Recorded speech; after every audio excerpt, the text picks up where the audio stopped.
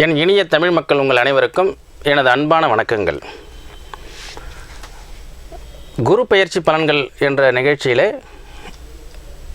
சிம்ம ராசியினுடைய பலன்கள் எப்படி இருக்கும் என்பதை நாம் இப்பொழுது பார்க்க இருக்கிறோம்.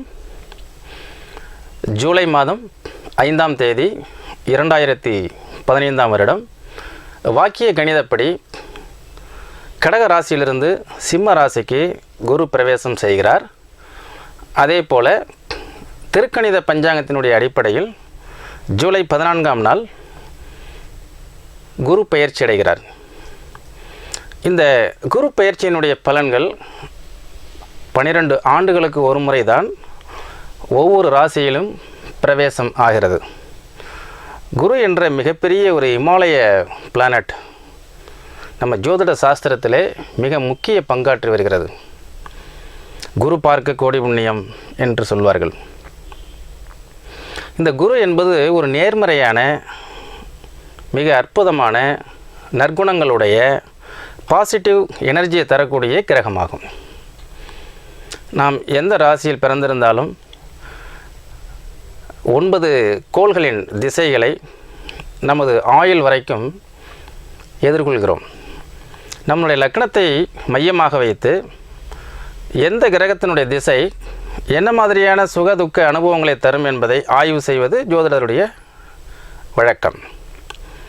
அப்படி ஒரு தீய திசாபுத்திகள் நடந்து கொண்டிருக்கும் பொழுது இந்த குரு பயிற்சியும் ராகு கேது பயிற்சி சனி பயிற்சி போன்ற முக்கிய வருடக்கோள்களான இந்த 4 கோள்களின் இயக்கங்களை வைத்து தற்காலிகமான ஒரு பலனை சுகதுக்க அனுபவங்களை பெற முடியும். அந்த வகையிலே பராசரருடைய மெத்தடாலஜி ஒரு 30% கோச்சார பலனை நாம் எடுத்துக்கொள்ளலாம். மீதமுள்ள 70% நம்முடைய ராசி லக்னம் திசாபுத்தியினுடைய அடிப்படையில் நம்முடைய வாழ்வாதாரம் அமைகிறது. சரி, இந்த நிகழ்ச்சியிலே நாம் சிம்ம ராசிக்காரர்களுடைய பலன்கள் எவ்வாறு இருக்கும்? ஜென்ம குரு சீதாராமன் வனவாசம் என்று ஒரு பழமொழி சொல்வார்கள். ஜென்ம குரு என்பது என்னவென்றால், ஒரு ராசியிலே குரு சஞ்சாரம் செய்யும் பொழுது அந்த இடம் தன்னுடைய ஜென்ம ராசியாக இருக்கும்போது சுமைகள் சற்றே அதிகமாகும். அவர்கள் எந்த ஒரு விஷயங்களையும் இனி நகர்த்துவதற்கு கொஞ்சம் சிரமப்படுவார். கடந்த 6 மாதங்களுக்கு முன்பாக சனி பயிற்சியினுடைய பலன்களை நாம் பார்த்தோம். இந்த நிகழ்ச்சியை புதிதாக பார்க்கக்கூடிய சகோதர சகோதரிகள் யூடியூப் மூலமாக ஆலயம் சுவாமிநாதன் என்று டைப் செய்தீர்களே ஆனால் சனி பெயர்ச்சி பலன்கள் என்ற பகுதியில் சிம்ம ராசியினுடைய குணங்கள், அவர்களுக்கு ஏற்படக்கூடிய சுகதுக்க பலன்கள் இவை அனைத்தும் என்னால் போதிக்கப்பட்டிருக்கும், அதை காணலாம். இந்த ஜென்ம குரு என்பது ஒரு மனிதனுக்கு எவ்வாறெல்லாம் துன்பங்களையும் அல்லது நன்மைகளையும் செய்யும் என்று சீர்தூக்கி பார்ப்போமேயானால் குருவிற்கு பார்வை பலன் உண்டு. அந்த பார்வை பலம் அப்படிங்கிறது தான் அப்போ அந்த சிம்ம ராசியில் இருக்கக்கூடிய அந்த குரு 5ஆம் பாவகத்தையும் 7ஆம் பாவகத்தையும் 9ஆம் பாவகத்தையும் பார்க்கும். இப்போது ஒரு மனிதன் சிந்திக்கக்கூடிய ஒரு சிந்தனை நமக்கு ஒரு சுமை அதிகரிக்கும் பொழுது என்ன செய்வோம்னா பல்வேறு விதமாக நம்ம சிந்திக்கிறோம். நம்மளால் சுமக்க முடியாத ஒரு சுமைகள், ஒரு கமிட்மெண்ட்ஸ், நாளைக்கு சாயந்தரத்துக்குள்ளார இந்த ஒரு ஒர்க்கை முடிச்சாகணும் அப்படிங்கும்பொழுது தான் ஒரு கடின இலக்கை தேர்ந்தெடுத்துட்டு அதை முடிக்கணும்னா நாளைக்குள்ளார 24 ஹவர்ஸ்க்குள்ளார முடிக்கணும்னு நம்ம கமிட்மெண்ட்டில் இறங்குறோம்னு வைங்களேன். அப்போ அந்த ஜென்ம குருவாக இருக்கும்பொழுது அவர்களுக்கு பல்வேறு விதமான சோதனைகளை சந்திப்பாங்கல்ல, அந்த மாதிரி தான் நீங்கள் எடுத்துக்கணும். அதையே உங்களுடைய வாழ்வியலில், குடும்ப வாழ்வியலில், பொது வாழ்வியலில், அரசியல் வாழ்வியலில், அதே மாதிரி நம்மளுடைய தொழில் வகையில் எல்லாத்துலேயும் நம்ம இதை எடுத்துக்கலாம். இந்த ஜென்ம குரு என்பது நமக்கு நிறைய விஷயங்களை போதிக்கும். துன்பம், கஷ்டம், சுமை, நாம் நிறைய ஒரு சிலர் பார்த்திங்கன்னா பல்வேறு விதமான தொழில்களை எடுத்து செய்வாங்க. ஒரே ஒரு முதலாளி தான் ஒன்றுக்கு மேற்பட்ட பல தொழில்களை செய்வாங்க. அப்படி உள்ள சிம்ம ராசிக்காரங்களுக்கெல்லாம் இந்த வருஷம் நிறைய சோதனையான ஒரு காலகட்டங்களையும் நிறைய அனுபவங்களையும் அவங்க பெறுறதாக நம்ம எடுத்துக்கலாம். சரி, இந்த பார்வை இந்த மாதிரி சுமைகளாக இருக்கும் பொழுது வேறு அதுக்கு என்ன பரிகாரம்? அந்த பரிகாரம் என்பதை பற்றி நான் நிறைய பேசியிருக்கிறோம். காலம்தான் பரிகாரம். அந்த காலம் வருவரை காத்திருப்பது தான் மிகப்பெரிய ஒரு சூட்சுமம்.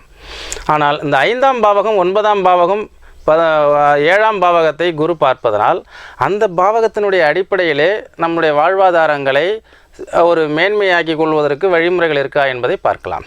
பொதுவாக சிம்ம ராசிக்காரர்களை பார்க்கும் பொழுது நேர்மையான குணம், எடுத்த காரியத்தில் வெற்றி, பொய் பேசாமை, உழைப்பு, உண்மை, அதிகாரம், அதே போன்று தமக்கு கீழ்ப்படிந்தவர்களை வாழ்த்தி அவர்களுடைய சுக துக்கங்களில் பங்கேற்றுக் கொள்வது, அதே போன்று தன்னை அதிகாரம் செய்வர்களை எதிர்த்து நிற்பது, அறிவுரைகளை கேட்காமை, ஆலோசனைகளை கேட்காமை, இப்படியெல்லாம் பலதரப்பட்ட ஒரு மைனஸ் பாயிண்டெல்லாம் அந்த சிம்ம ராசிக்கிட்ட இருக்குது, ப்ளஸ் பாயிண்ட்டும் இருக்குது. சிம்மத்தானுடன் செருக்கேல் என்பது ஒரு பழமொழி. அப்போ சிம்ம ராசிக்காரங்கள்கிட்ட ஒரு கோபப்பட்டு ஒரு வேலையை வாங்க முடியாது, கோபப்பட்டு ஒரு காரியத்தை நம்ம ஜெயிக்க முடியாது. இந்த சிம்ம ராசிக்காரங்கள்லாம் என்ன செய்யணும் அப்படின்னா, ஒரு நல்ல கமிட்மெண்ட்டை எடுத்துக்கிட்டாங்கன்னா, ஸ்திர ராசி இல்லையா, ஸ்திர ராசி என்பது எந்த ஒரு விஷயங்களிலையும் அவங்க ஈடுபட்டாங்கன்னா அதை வெற்றிகரமாக முடிக்காமல் விடமாட்டார்கள். அப்படிப்பட்ட ராசிகள் எது எது அப்படின்னா, ரிஷப ராசி, சிம்ம ராசி, விருச்சிக ராசி, கும்பராசி. இந்த 4 பேருடைய ராசிக்கு அதிபதிகளுக்கு தக்கவாறு அவர்களுடைய பிடிவாதமும் அவர்களுடைய லட்சியமும் அவருடைய இலக்குகளை அடைவதற்கு அவர்கள் எடுத்துக்கொள்ளக்கூடிய உபாயங்களையும் மாறுபடும், வேறுபடும். அப்போ அந்த சிம்ம ராசியினுடைய தன்மை எவ்வாறு இருக்கும் அப்படின்னா, அதிகாரம் செய்வது, தனக்கு கீழே தான் நினைப்பது போன்று நாம் எதிர்பார்ப்பது போன்று ஒரு செயல்களை செய்யக்கூடியவர்கள் மட்டுமே அவர்கள் உடன் இருந்து செயல்பட முடியும். அதான் சிங்கிளாக தான் ஜெயிக்கும், சிங்கிளாக தான் வருங்கிறாங்கல்ல. என்ன காரணம் அப்படின்னா, இவர்களுக்கு நிகர் இவர்களே. அதனால் இவங்கக்கிட்ட ஒரு ஹெட்வெயிட் இருக்கும். ஆனால் தன்னால் பிறரால் சாதிக்க முடியாத விஷயங்களை இவர்கள் தன்னுடைய சமயோசித அறிவினாலையும் நல்ல கடுமையான உழைப்பினாலையும் ஒரு அதிகாரத்தினாலையும் அந்த ஒரு விஷயங்களை துணிச்சலுடன் ஜெயித்து காட்டுவார்கள்.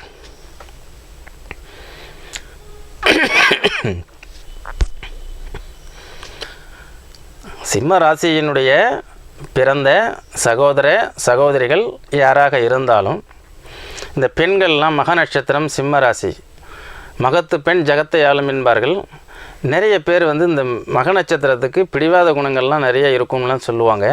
அது ஒரு நியாயமான பிடிவாத குணங்களாகத்தான் இருக்கும். பிடிவாதத்தில் பல வகைகள் இருக்குது. விருச்சிக ராசியினுடைய பிடிவாதம், ரிஷபராசினுடைய பிடிவாதம், கடகராசினுடைய பிடிவாதங்கள்லாம் நிறைய டைப் ஆஃப் வெரைட்டிஸ் இருக்குது.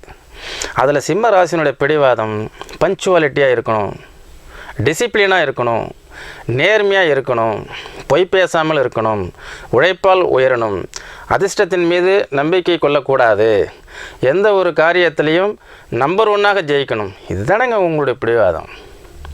இல்லை அவங்க சர்வாதிகாரம் செய்கிறாங்களா, அல்லது தன்னை சார்ந்தவங்கள அவங்க அடிக்கடி மூர்க்கத்தனமாக தாக்குறாங்களா? நீங்கள் சிங்கத்தை எதுக்காக உதாரணமாக கொடுத்துருக்காங்க அப்படின்னா, நான் பார்த்தீங்கன்னா இந்த வேலூர் பக்கத்தில் வாணியம்பாடி அந்த ஊரில் டெலஸ்கோப் இருக்குது. அங்கே ஒரு நம்முடைய வாடிக்கையாளர் ஒருத்தர் அங்கே பணிபுரிகிறார். அவர் தான் சொல்லுவார், அந்த டெலஸ்கோப் மூலமாக இந்த சிம்ம ராசி மண்டலத்தை பார்த்தோம்னா சிங்கம் போன்ற உருவத்துடன் இருக்கும். இதை தான் கிரேக்கர்கள் அன்றைக்கே சொன்னாங்க. அப்போது மீன ராசியை பார்த்தீங்கன்னா 2 மீன் வடிவத்தில் இருக்குது. விருச்சிக ராசி தேல் உருவம் கொண்டதாகவே தெரிகிறது. கடக ராசி நண்டுனுடைய உருவத்தில் இருக்கிறது. இதெல்லாம் அந்த உருவகங்களை எல்லாம் நாம் நம்புகிறோம். இது இந்த சயின்ஸ் அப்படிங்கிறது அது போன்ற குணங்களை நாம் ஒப்பிட்டு பார்க்கும்போது சரியாகத்தானே இருக்கிறது. டிஸ்கவரி சேனலில் பார்த்தோம்னா அந்த சிங்கம் அப்படிங்கிறது காட்டுக்குள்ளார அது பாட்டுக்கு சிவனேன்னு படுத்திருக்கும். பக்கத்தில் புள்ளிமான்கள்லாம் ஓடும் உடையாரும். அது பசித்தால் ஒழிய எந்த விலங்கையும் அடிக்காது, எந்த விலங்கையும் துன்புறுத்தாது. நாளைக்கு வேணுமே என்று ஒரு விலங்கை அது துவம்சம் செய்து அது பேலன்ஸில் வச்சுக்கிறது இல்லை.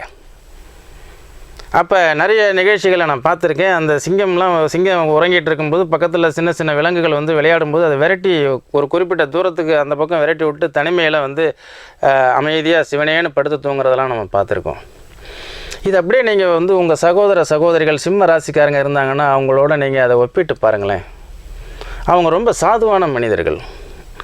சிம்ம ராசியில் பிறந்த மக நட்சத்திரத்தில் பிறந்த ஆண்கள்லாம் பார்த்திங்கன்னா ரொம்பவும் சாஃப்டாக இருப்பாங்க, அதிகமாக பேச மாட்டாங்க, தேவையில்லாத விஷயங்கள் எல்லாம் தேவையில்லாமல் ஆர்குமெண்ட் விவாதங்கள்லாம் செய்ய மாட்டாங்க. ஆனால் சமயம் கிடைக்கும்போது எந்த இடத்துல பேசணுமோ அந்த இடத்துல பேசுவார்கள். அப்போ அவங்கக்கிட்ட வந்து ஒரு ஒழுங்கு நடவடிக்கைகள் இருக்கும். அதனால் இந்த சிம்ம ராசிக்காரர்களுடைய பலவீனம் என்ன அப்படின்னா கோபம் கொள்வது. பொதுவாக ஜென்ரல் இது. ஒருவர் செய்யாத ஒரு தவறு வந்து செய்துட்டார் அப்படின்னா அவர் மேலே ரொம்ப ஓவராக கோவப்படுவது, அவர் உடனே டிஸ்மிஸ் பண்ணுவது, அல்லது அவர்கிட்ட உடனடியாக இவங்க செயலில் இறங்கி அதுக்கு உண்டான பனிஷ்மெண்ட்டை கொடுத்துருவாங்க, யோசிக்க மாட்டாங்க. சரி, இந்த சிம்ம ராசிக்காரர்களுடைய குணங்களை நாம் நிறைய ஆய்வு செய்தோம்னா நிறைய விடிய உட்காந்து நம்ம பேசிக்கிட்டு இருக்கலாம். இந்த ராசிக்காரர் எந்த ஒரு ராசிக்காரராக இருந்தாலும் அவங்க வந்து இந்த சூரியனுடைய ஆதிக்கத்துக்கு கீழே சந்திரனுடைய ஆதிக்கத்துக்கு கீழே தான் வாழ்ந்துட்டுருக்கோம் அந்த பூமியில். இதுக்கு மதம் ஆச்சரியங்கள்லாம் கணக்கில் வராது. மனிதர்கள் அதில் சிம்ம ராசியில் பிறந்தவர்கள் எல்லாருக்கும் இந்த கோள்களின் தாக்கங்கள் எவ்வாறு இருக்கும் அப்படிங்கிறத ஆய்வு செய்கிறது தான் இந்த நிகழ்ச்சியினுடைய நோக்கம். அப்போ ஜென்மகுரு என்பது சுமைகளினுடைய மொத்த வடிவம். வேலைகளை இழுத்து போட்டுக்கிறது, நிறைய வேலைகளை நிறைய செய்கிறேன்னு சொல்லி நிறைய ஒன்றுக்கு மேற்பட்ட பல நிறுவனங்கள்லாம் துவங்கி அதை சரியானபடி நமக்கு நல்ல திசை நடந்ததுன்னா இவங்களுடைய கேரக்டர் நான் சொன்னது மாதிரி எடுத்துக்கிட்டு அழகாக ஜெயிச்சு வந்துடுவாங்க. ஏன்னா 9 கோள்களுடைய திசைகள் ஏதாவது ஒரு கோள் ஒரு சிம்மராசிக்காரரை வந்து இயக்கிக்கிட்டு தானே இருக்கும். ஒன்றும் சூரிய திசையிலேருந்து சந்திர திசையிலேருந்து ஏதோ ஒரு திசை அவங்களுக்கு நடந்துக்கிட்டு தான் இருக்கும். அந்த திசையை லக்ன ரீதியாக வைத்து ஆய்வு செய்து ஸ்புடம் போட்டு அது என்ன நட்சத்திர சாரத்தில் இருக்கிறது என்பதை பார்த்து அந்த சாரத்தினுடைய அடிப்படையில் அந்த கோள்கள் எப்படி இருக்குன்னு பார்த்து அதை நம்ம வந்து முடிவு சொல்கிறது ஜோதிடம். ஜாதகம் பார்க்கும் பொழுது அந்த நிகழ்வுகளையும் நாம் பார்க்கலாம். இப்பொழுது பொதுவாக அந்த ஜென்ம குரு என்பது இவர்களுடைய வேலைத்தன்மையை அதிகரிக்கும். முன்பை விட அதிக விழிப்புணர்வுடன் இருக்க வேண்டும், முன்பை விட இவர்கள் எச்சரிக்கையாக இருக்க வேண்டும், முன்பை விட அதிக அளவு அக்கறை காட்டுதல் வேண்டும், சோம்பேறித்தனத்தை விட்டொழிக்க வேண்டும். அந்த நேரத்திலே எழுந்திரிச்சு முன்னாடியெல்லாம் 9 மணிக்கு மேலே ஆஃபீஸ் போகிறாங்க அப்படின்னா தன்னுடைய வேலைகளை தூங்குறாங்கன்னா இப்போ இன்னும் 1 மணி நேரம் முன்னதாகவே 2 மணி நேரம் முன்னதாகவே சென்று அமர்ந்து எந்தெந்த வேலைகளை எப்படியெல்லாம் பிளான் பண்ணி செஞ்சால் நமக்கு மேன்மை கிடைக்குங்கிறதெல்லாம் உட்காந்து ஆலோசனை நல்ல பெரியவர்கள் நல்ல தன்னை விட அனுபவசாலிகள் அவங்கள்ட்டலாம் ஆலோசனை கேட்குறது தப்பில்லை. நான் இந்த ஜோதிட சாஸ்திரத்தை படித்ததனுடைய நோக்கமே என்னவென்றால் ராசிகள் என்ன செய்யும், அந்த ராசிக்காரர்கள் எவ்வாறு இருப்பார்கள், நீற்றுள் என்ற ஒன்றை நான் கண்டுபிடித்து சமான நிலையில் அதைத்தான் நம்ம வந்து யோகிகளும் அதே மாதிரி பல்வேறு விதமான அந்த யோகாசன நிபுணர்களும் நம்மளுடைய மத குருமார்களும் நமக்கு சொல்லிக் கொடுக்கக்கூடிய ஒரு பாலிசி என்ன அப்படின்னா நடுநிலைமையாய் வாழ்வது, இந்த நீட்ரல் ஸ்டேஜ். அப்போ நம்ம யோகா செய்கிறது, தியானம் பண்ணுறது, ஆன்மீகத்தில் ஈடுபடுறது, தவம் பண்ணுறது, அதே மாதிரி வாழ்வியலில் சில சிஸ்டமேட்டிக்கான விஷயங்கள் எல்லாம் நம்ம எடுத்துக்கிறது, இதெல்லாம் வந்து நம்மளை சமன் செய்வதற்கு உதவுகிறது. என்னுடைய நோக்கம் ஒரு மனிதனை சமமான ஒரு நிலையில் இருந்து வாழ்க்கையில் வெற்றி பெற வைப்பதாகும். அதனால் அந்த ராசிகளுடைய குணங்களை ஆய்வு செஞ்சேன். எல்லா மனிதர்களும் ஒரு பேருந்தில் பயணம் செய்யக்கூடிய 50 மனிதர்கள் இருக்காங்கன்னா 50 பேரும் ஒத்த கருத்துக்களுடையவர்களாக இருக்க மாட்டேங்கிறாங்களே. மனிதன் என்றால் ஒரே மாதிரி தானே இருக்கணும். அப்புறம் எல்லாருக்கும் தானே மனம் படைச்சிருக்காங்க. அப்போ இந்த இடத்துல கோள்களின் கோலாட்டம், ஒரு கோள்கள் எவ்வாறு ஒரு மனிதனிடம் செயல்படுகிறது என்றால் அவனுடைய மனம், அவனுடைய புத்தி, அவனுடைய சிந்தனை, அவனுடைய செயல், அந்த செயலினுடைய விளைவு, இந்த 5 விதமாகத்தான் ஒரு கோள் ஒரு மனிதனை ஆட்சி செய்ய முடியும் என்பது என்னுடைய தனிப்பட்ட அனுபவ கருத்து. அப்போ அந்த சிம்ம ராசிக்காரர்கள் எல்லாரையும் ரோஷக்காரராகவும் கோபக்காரராகவும் அதே மாதிரி நிர்வாக திறமை உள்ளவராகவும் எளிதில் வந்துட்டு அவர் கோபமாகிறவராகவும் அதே மாதிரி தீர்மானமான மனிதராகவும் தலைமை தாங்கும் பண்பு உடையவராகவும் வழிநடத்தக்கூடிய வழிகாட்டியாகவும் எத்தனை விதமான பரிணாமங்கள் அந்த சிம்மராசிக்கு. அப்படி இருக்கக்கூடியவர்களுக்கு இன்றைக்கி 5ஆம் லக்கணத்திலேயே குரு இருந்து அந்த இன்னும் 1 வருடம் கிடக்கிற மாதிரி இருக்கிறதுனாலையும் இப்போ சனி 4ஆம் பாவகத்தில் அர்த்தாசிரம சனியாக இருக்கிறதுனால ஓவராக ஸ்ட்ரெயின் பண்ணிவிட்டு உடம்பு தொந்தரவுகள், ஆஸ்பத்திரி செலவினங்கள், உடல் ரீதியான கவனம் உங்களுக்கு ரொம்ப அவசியம். 4ஆம் பாவகத்தில் அந்த சனி இருக்கும்பொழுது இடம், வீடு கிரயம் செய்கிறது, விரயம் பண்ணுறது, விற்கிறது, வாங்கிறது, வாகனம் மாற்றுறது, வாகனத்தை விற்கிறது, புதிய வாகனம் வாங்குறது, இது எல்லாமே யோசித்து உங்களுடைய ஜாதகத்தை பார்த்து அதுக்கப்புறம் முடிவு செய்யுங்க. அதுக்கு அடுத்தது இந்த சிம்ம ராசிக்காரர்களுக்கு வந்து 5ஆம் பாவகத்தை பார்ப்பதால் உங்களுடைய குழந்தைகளை பற்றிய சிந்தனை, குலதெய்வம் பற்றிய வழிபாடு, அதே மாதிரி உங்களுடைய ஒவ்வொரு செயல்பாடுகளுடைய ஓட்டங்களையும், எண்ண ஓட்டங்களையும், செயல் ஓட்டங்களையும் கூர்ந்து கவனித்து செயல்படுங்கள். 5ஆம் இடம் என்பது புத்தி ஸ்தானம். புத்தி அறிவு என்று சொல்லக்கூடிய ஸ்தானத்தை குரு பார்ப்பதால் அந்த புத்தி அறிவை சீர்தூக்கி நல்ல ஆலோசனைகளை கேட்டு செயல்பட்டால் மேன்மையடையலாம். அதே போன்று சிம்ம ராசிக்காரர்களுக்கு 7ஆம் பாவகத்தை, ராசியினுடைய 7ஆம் இடத்தை அந்த குரு பார்ப்பதால் மனைவி, நண்பர்கள், உறவினர்கள், மனைவி வழி உறவினர்கள், அவர்களுடைய ஆலோசனைகள், அவர்களால் முன்னேற்றம், அவர்களால் ஒரு நல்ல ஒரு வழிகாட்டுதல், இதுக்கெல்லாம் வாய்ப்புகள் இருக்கிறதுனால, ஏன்னா உங்களுக்கு தான் இப்போ ஜென்ம குருவாச்சே, உங்களால் இயங்க முடியாமல் சூழ்நிலை இருக்கலாம் இல்லையா? அதனால் புத்திரர்கள் சொன்னோம், 5ஆம் பாவத்தை சொன்னோம், 7ஆம் இடம்ங்கிறது மனைவி, உறவினர்கள், அவங்களுடைய சப்போர்ட்டில், அவங்களுடைய வழிகாட்டுதலில் நீங்கள் மேன்மை அடைகிறதுக்கு முயற்சி பண்ணுங்கள். அதே மாதிரி உங்களுடைய ராசிக்கு 9ஆம் பாவகம் என்று சொல்லக்கூடிய பாக்கிய ஸ்தானத்தையும் இந்த குரு பார்ப்பதால் எதை பற்றியும் நீங்கள் கவலைப்பட தேவையில்லை. ஒரு பக்கம் ஜென்மகுருவனுடைய தாக்கங்கள் இருந்தாலும் இன்னொரு பக்கம் உங்களுக்கு 5, 7, 9 என்ற முக்கியமானதொரு பாவகங்களை அந்த குரு பார்ப்பதால் அவங்களை பயன்படுத்தி நீங்கள் அவங்களுடைய வழிகாட்டுதலுடைய பேரில் செயல்பட்டீங்கன்னா வெற்றி நிச்சயம்.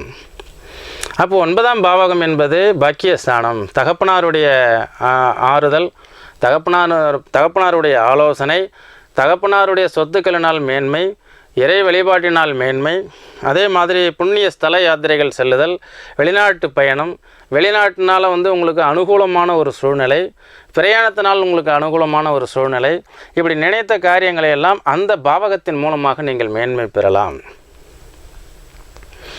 என்ன நேயர்களே, இந்த சிம்ம ராசிக்காரர்களுக்கு அர்த்தாசிரம சனி ஒரு பக்கம், ஜென்ம குரு ஒரு பக்கம், அதே போன்று தன்னுடைய ராசிக்கு 2ஆம் பாவகத்தில் ராகு, 8ஆம் பாவகத்தில் கேது, இதெல்லாம் ஒரு எதிர்மறையான, ஒரு நெகட்டிவான ஒரு சந்தர்ப்ப சூழ்நிலைகளை உங்களுக்கு உருவாக்க இருக்கிறதுனால நீங்கள் இந்த பார்வைக்கு சொன்ன இடங்களெல்லாம் கொஞ்சம் டீல் பண்ணி பார்த்தீங்கன்னா அதன் மூலம் வரக்கூடிய துன்பங்களிலிருந்து நீங்கள் விடுதலையாகலாம். என்ன நேயர்களே, இந்த ஜென்மகுரு சீதாராமன் வனவாசம் என்று இன்னும் 1 வருஷத்துக்கு இயங்காமலே இருப்பதை விட 5ஆம் பார்வை, 7ஆம் பார்வை, 9ஆம் பார்வைக்கு நான் சொன்ன பலன்களை எல்லாம் சீர்தூக்கி பார்த்து அதற்கு தக்கவாறு உங்களுடைய செயல்பாடுகளை எல்லாம் நீங்கள் விரிவாக்கம் செய்து அதில் நீங்கள் முன்னேற்ற மேன்மைகள் பெறலாம் என்பது என்னுடைய அனுபவபூர்வமான கருத்து. அடுத்ததாக இந்த சிம்ம ராசிக்கார சிறுவர்கள், சிறுமிகள், குழந்தைகள், அதே மாதிரி வாலிபர்கள், இவங்கெல்லாம் எந்த ஒரு விஷயங்களையும் தன்னுடைய தாயார் அல்லது தகப்பனார் இவங்கெல்லாம் அட்வைஸ் பண்ண கேட்க மாட்டாங்க. நமக்கு விலையில்லாமல் கிடைக்கக்கூடியது ஒரு ஆலோசனை, அறிவுரை. அப்படி உள்ள அறிவுரைகளை பிடிக்காது என்று சொல்லக்கூடிய சிம்ம ராசிக்காரர்கள்லாம் நிறைய பேர் நாங்கள் பார்த்துருக்கோம். அதே மாதிரி அந்த சிம்ம ராசிக்காரர்களுக்கு ஆலோசனை சொன்னோம்னாலும் பெற்றோர்கள் சொல்கிறத அவங்க கேட்குறதில்ல. இது ஏன் அப்படின்னா, அவங்களுக்குள்ளார பெற்றோர்களை விட மிகச்சிறந்த நிர்வாகியாக நான் இருப்பேன் அப்படிங்கிறது தான். அதனால் நீங்கள் அவங்கள புரிஞ்சுக்கணும். எடுத்த உடனே சிம்ம ராசிக்காரனை போய் மிரட்டி சத்தம் போட்டு ஒழுங்காக படிக்கிறியா இல்லையா, இல்லைனா நீ மாடு மேய்க்க தான் போகணும், இப்படிலாம் போய் பேசிகிட்டு இருக்காதீங்க.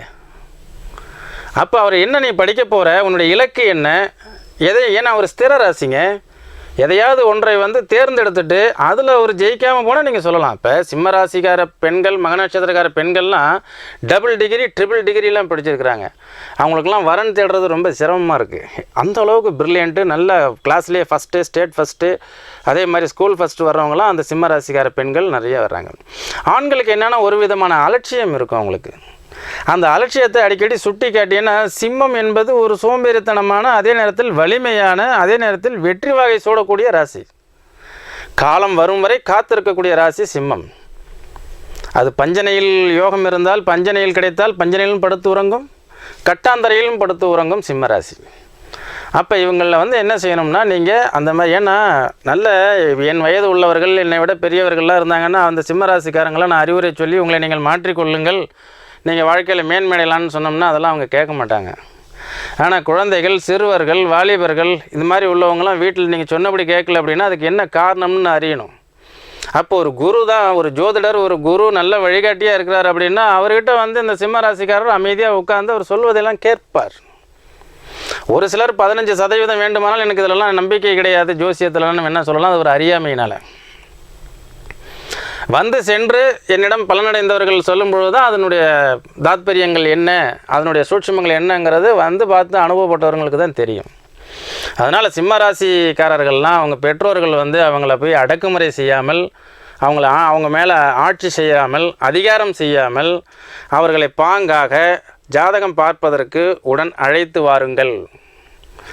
நான் அவர்களை என்னை பொறுத்தவரை எனக்கு தெரிந்த உபாயங்களின் மூலமாக விவேகானந்தர் சொன்னது போன்று 100 இளைஞர்களை தாருங்கள், மிக சிறந்த தேசத்தை அமைத்து காட்டுகிறேன் என்று சொல்வது போன்று நல்ல நிர்வாக திறமையுடைய சிம்ம ராசிக்கார குழந்தைகளையும் சிறுவர்களையும், அதாவது வந்து வாலிபர்களையும், குழந்தைகளை அழைச்சிட்டு வந்தால் அவங்களுக்கு ஒன்றும் சொல்ல முடியாது, சிறுவர்கள் வாலிபர்கள் அவங்கெல்லாம் ஜாதகம் பார்க்க கூப்பிட்டு வந்தீங்கன்னா அவங்களுடைய ஜெனுவினாக அவங்களுடைய லைஃப்பை எப்படி மேன்மை அடைய வைக்கணும், எப்படி இருந்தால் மேன்மை அடையலாங்கிறத நான் அற்புதமாக அவர்களுக்கே புரியும் வண்ணம் அவர்களுக்கு எடுத்து கூறும் பொழுது உன் வாழ்க்கை உன் கையில் என்பதை உணர்த்தி அதை அவர்கள் எடுத்துக்கொண்டு சென்றார்களே ஆனால் அபரிமிதமான வெற்றியையும் மேன்மையும் பெறுவார்கள் என்று கூறி இந்த நிகழ்ச்சியை நிறைவு செய்கிறேன். அடுத்தது குரு பெயர்ச்சி பலன்கள் நிகழ்ச்சியில் நாம் கன்னி ராசியினுடைய பலன்களை பார்ப்போம். நன்றி, வணக்கம்.